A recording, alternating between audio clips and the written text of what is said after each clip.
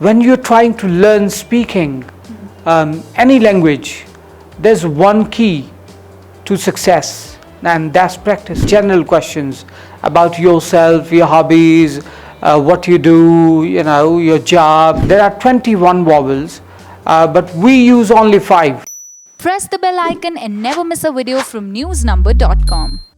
They say when you're in Rome, do what the Romans do. And if you aspire to go to Canada, Australia or any other country, you should know how to speak like them so that you don't feel alienated when you initiate a conversation with them. Hello everyone, you're watching English Vinglish with me Navya Berry, and in today's episode we'll be talking about the speaking module, which is a very important part of an IELTS exam. And as we all know, mostly people are quite hesitant when it comes to speaking English. So today in our studio we have with us Dr. Hemant Bharadwaj, who's a very famous IELTS instructor, and we'll be talking about the speaking module with him. Welcome to newsnumber.com, sir. Thank you very much, Navya ji. It's always good to be here. Thank you so much, sir. So normally we've seen a problem with the IELTS aspirants that they are sometimes not able to understand the foreign accent. What do you think is the reason behind it? Navya ji, there are a lot of reasons behind this one, because our minds are actually trained right from our schooling, right from our first language we learn at home. Our minds are set to understand a particular sort of words. There are sections in our minds. Whatever word I speak to you or to anybody else, that word goes to a particular section in your mind. There are like several boxes in your mind. It's just like that.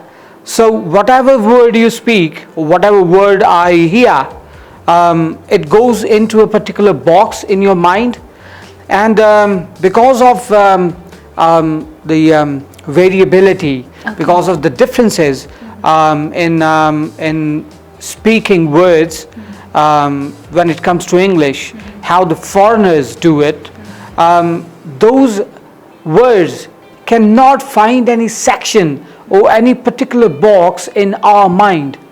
So that's how we can't really understand how they speak or what they are saying. We really can't understand.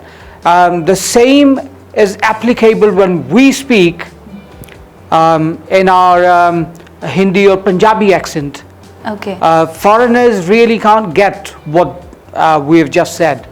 So our words don't go into their mind boxes, and their words don't come into our mind boxes. That's why we can't really understand everything they say, and they can't really get anything we say. Yeah. And so talking about the accent, is the accent really important when it comes to an IELTS exam? No, Navya, accent doesn't matter when it comes to IELTS exam, because British Council and IDP, they both know that an Indian tongue can't really speak English like that until our tongue is exposed to continuous upgrading and learning and practice. We can't really speak English in an accent. But one thing I always say to every student of mine, that there is nothing which we call an accent. Accent is actually not there. You know why? Because if we speak any word with a proper pronunciation as it should be spoken, then that makes an accent. Like if I was saying Punjabi, some phrase that where are you going, right? And the native Punjabi speaker will say it, where are you going, right? But if we speak every word like it should be spoken, then it makes an accent. Where are you going? That's what makes an accent. So there's nothing like an accent. It's just the right pronunciation or the wrong pronunciation. That's what it is. Alright. And sir, what are the main differences in speech of a native Indian and foreign tongue? There are a lot of differences. The first is we speak almost complete words. Okay. We don't know about vowels. Like there are 21 vowels in reputed English accent or pronunciation. There are 21 vowels, but we use only 5. And a very hard tongue, we use it on a very hard tongue, like E, A. We don't have A, we don't have we don't have anything like that. We have that in Punjabi, in Hindi, but when it comes to English, we can't really put those niceties and peculiarities, those very soft words. We don't speak those in our English language, which we speak. So the difference is, for example, there's a huge difference is in actually 80% of the difference is in just 2 words. Those are V for van, and W for wow. Indeed. Wow. That's what we do. When we speak we should speak it with our lower lip touching our upper teeth. V, van, right? Violet, right? And when it comes to W, we should speak with a pouted mouth, like you do in selfies. With. Yes, we do a pout selfie and stuff like that. We should speak it without any resistance to the air. Wow, right? Wow. What, when, right? So how we speak W is like we speak V. What, when. We always touch our lower lip to upper teeth. That's how we speak we. But we don't know what's the difference. And if somebody belongs to Canada and you talk to him with a V like W, if you say what, right? He won't be able to understand what you just said. He won't be able to understand that. Because in his mind boxes, the V went into the V section, right? So he can't really incorporate W in his mind to what you said. If you said what, he would be drawing a picture in his mind with a V. So he won't be able to understand you completely. That's the main difference. It's V and W. Wow, when, what, With. where, with. But how we speak is with, when, where, wow. All right. So that's the major difference. Just the 2 words difference. But that's a huge one.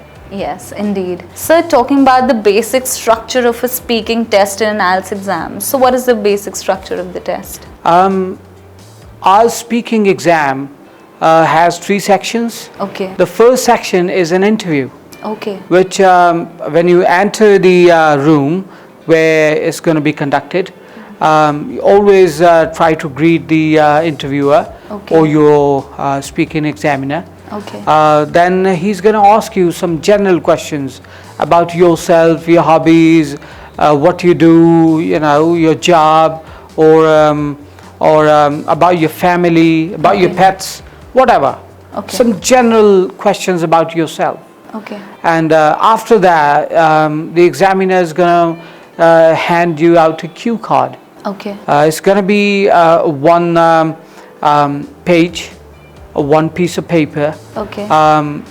There would be a question, a topic would be written on it, and you'll have to cover all the questions, all the sub-questions which are given with the topic. Okay. So you'll have to speak for about 2 minutes Okay. or until the examiner stops you. All right. Yes. And the third one is the discussion part. Okay. The discussion would be related to the same topic you are given for the speech, the cue card topic. So there would be questions related to the cue card topic, not the ones you have said, but the generalized questions. All right. Like if they have asked you about pollution in your city, Okay. that what would you like to say about it? And you just spoken for 2 minutes about the pollution in your city. All right. Then in discussion there will be questions related to the topic pollution, All right. not what you have said about pollution in your city. Okay. So it's going to be general questions, and they're going to be discussing all these questions with you in the Okay. discussion part. All right. Right. So, what are the things that an IELTS examiner is looking for in a speaking test? The examiner or the interviewer is actually looking for 3 things. The first one is fluency. The examiner wants to know whether you can speak English without long pauses, without interrupting between the words, without interrupting between the sentences or topics. Okay. So he wants to know whether you're fluent or not. The second one is pronunciation. He wants to know whether you speak the words like which a native English speaker would be able to understand. Okay. Can you speak words like that, like V and W, which I just told you about?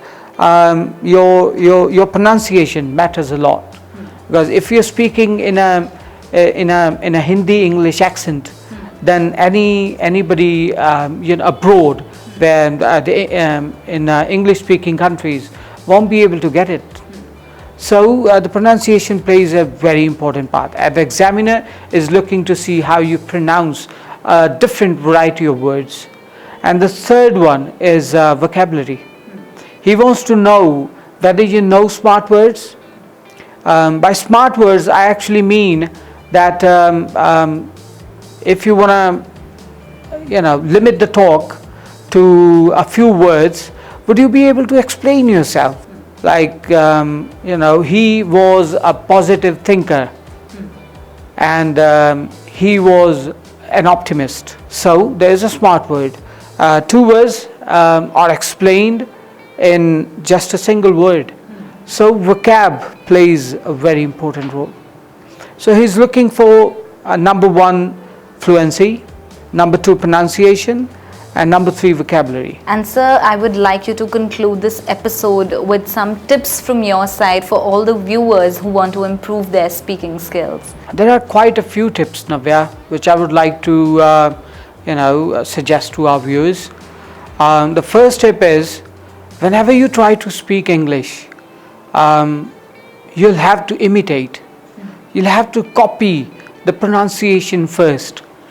And on an everyday basis, if you do, put into action this strategy, and then slowly, steadily, eventually, you'll be able to understand the words, and you'll be able to produce them back in your own speech. So that's the main strategy. There is one more strategy which I would like to suggest to our viewers. How every teacher of ours used to say, whenever you want to learn speaking publicly or on the stage, you should practice it in front of the mirror. And when it comes to the mind, our mind works in quite mysterious ways. Whenever you're preparing for IELTS speaking tests, there is an examiner always which is going to conduct your speaking test. So that mirror gives you an illusion of the examiner itself. So your mind doesn't know that it's your own image. Your mind knows that there's someone else, just sitting right in front of you. So that's one great strategy. The third and the most important one is practice. When you're trying to learn speaking any language, there's one key to success, and that's practice.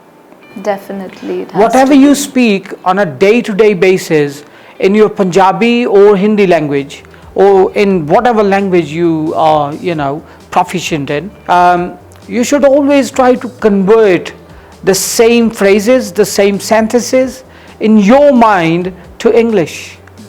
That's what you can do. And when you start doing this strategy, you always search for some words. Like if you want to say, thermos. Thermos is applicable to the one thing which only keeps the heat in and doesn't make the thing inside cold. It doesn't allow the thing to get cold. But that's not really applicable for some container which is containing cold water, because that won't be heat. It won't be thermos. So you're going to start searching for words, and you're going to be having an appetite for vocabulary. So you're going to search yourself for the words, and that's the key to success. Thank you so much, sir, for the valuable information that you shared with our viewers. You're welcome, Navya. And in the next episode, we'll be talking about the listening module. Till then, stay tuned and don't forget to subscribe to our channel newsnumber.com.